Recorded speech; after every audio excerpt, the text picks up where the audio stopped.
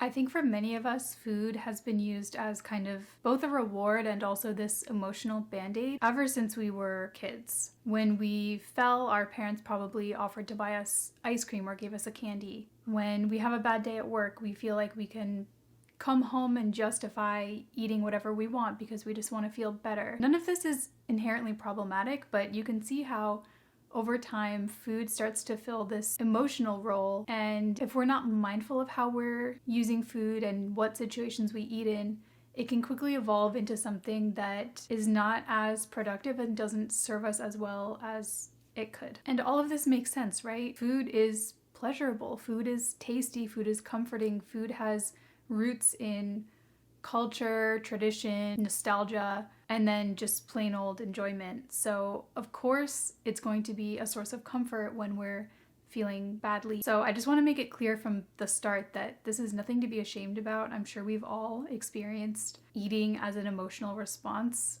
at some time or another. So in researching more about this, I came across one meta-analysis that basically outlines what we've all probably experienced at one point or another, which is just that stress alters our eating behaviors, typically increasing less nutritious food choices and decreasing nutritious food choices. And stress is quite a broad term also, so it can encompass things like feeling overwhelmed, having a lot going on in your life, at work, at home, and then also anxiety, worry, and so much more. But the long and short of it is that most of us are not reaching for carrots and hummus when we're feeling stressed. We're probably looking for things that are rich in sugar, fat, and salt. So what can we do about this? Unfortunately, stress is going to happen.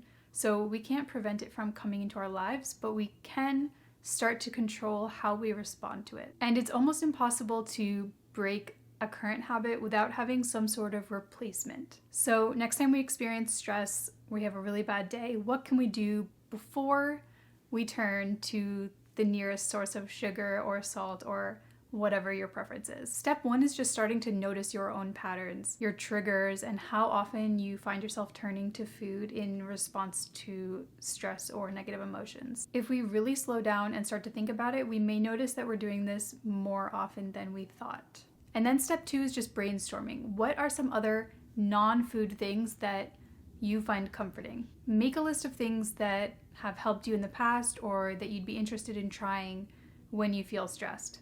So could be things like listening to music, taking a warm shower or bath, calling a friend, taking a walk, getting fresh air. I love using adult coloring books. For some reason, whenever I say that, it sounds like raunchy, like adult coloring book, but I just mean it's literally a coloring book meant for adults. Just get a coloring book, try it out, maybe read. There are so many things. There's really no right or wrong here, and it will be different for everybody, but just spend like 2 minutes thinking about those things that kind of bring you a sense of peace. That way, as your starting point, you're just going to know what your options are. And this isn't to say that next time you feel stressed or anxious or down that you're just going to instantly do one of these things on the list, but the more you keep that top of mind and maybe have this on a sticky note or a note in your phone, you'll be reminded in those moments that there are other options and you can keep food as one option. It's not to take it off the table, literally and metaphorically. The goal is just to have more choices, and so that you feel more empowered in those moments to say, okay, is food going to be the best thing for me right now? Is that really what I'm wanting? Or do I really need to talk to somebody?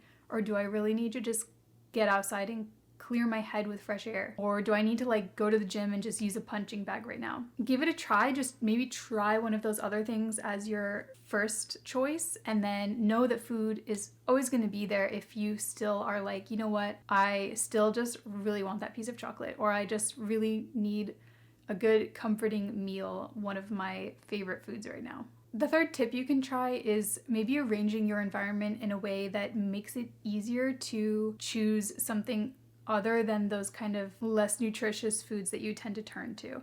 So this could mean arranging your cabinet so that the chocolate, I'm going to keep using chocolate as the example because that's my go-to.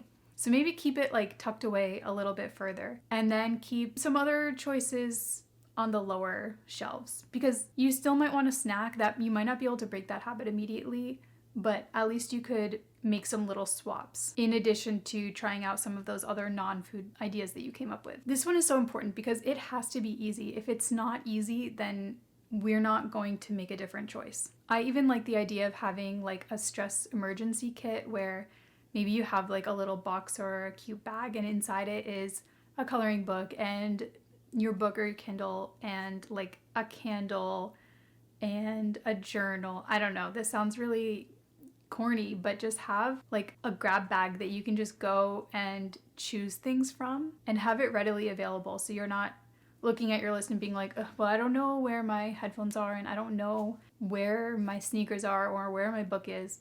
It's just going to be there ready for you on those days when you need them. And even better, try to just do those things that you know help you even when you're not stressed. Just kind of get ahead of it. And along these same lines, you're going to have to eat on those bad days, so why not build into your grocery list some really quick and easy convenient foods, whether they're frozen meals that are pretty balanced or like little salad kits. That is my favorite thing because Lord knows I'm not chopping anything if I'm overwhelmed or stressed or anxious. Frozen or pre-chopped veggies, grains that can just go in the microwave. I almost never cook grains like in a pod, but you get the picture. So in addition to your little list of activities or things that you could do to soothe yourself, what about some meals that take like 10 minutes or whatever is reasonable for you? All right, tip number 4, get enough sleep. I'm sure you are sick of hearing this, but I'm going to keep talking about it until everybody out there tells me that they get enough sleep, good quality sleep every single night, and this is just not an issue for them. Because for most people, I think it's something that could always be improved. When we don't get enough sleep, we are just setting ourselves up to be able to handle things less well.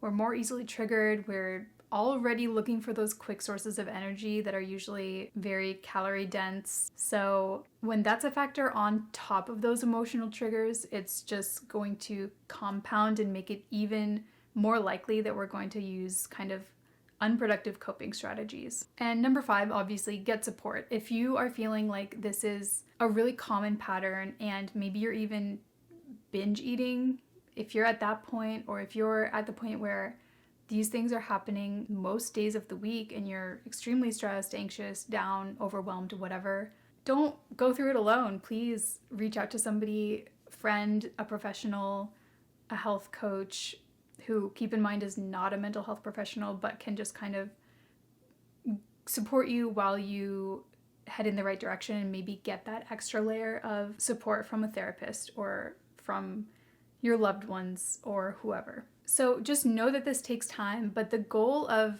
this video and these strategies is really just to remember that eating is not the only tool in your toolbox. There are other ways that you can handle stress, other things that you can turn to and people that you can turn to that get closer to the root of the problem rather than just kind of temporarily masking those feelings. And if you're sitting there thinking like, yeah, I've heard all of these things before. I know it's frustrating to just hear these things, but they're repeated for a reason. And if you can tell me honestly that you've tried all these things and nothing is helping, then reach out and I'm happy to help. So to recap, next time you're in one of these situations where your go-to response to an emotion or a trigger would be to reach for food, try to just pause for 30 seconds and ask yourself, what will happen if I just sit with this emotion, and don't try to soothe it immediately. And then as a follow-up, remind yourself, what are those non-food things that I find comforting? And hopefully you'll feel a little bit more empowered to make the choice in that moment that is best for you, whether that's indulging a bit or whether that's choosing something else that is gonna serve you better in the long run.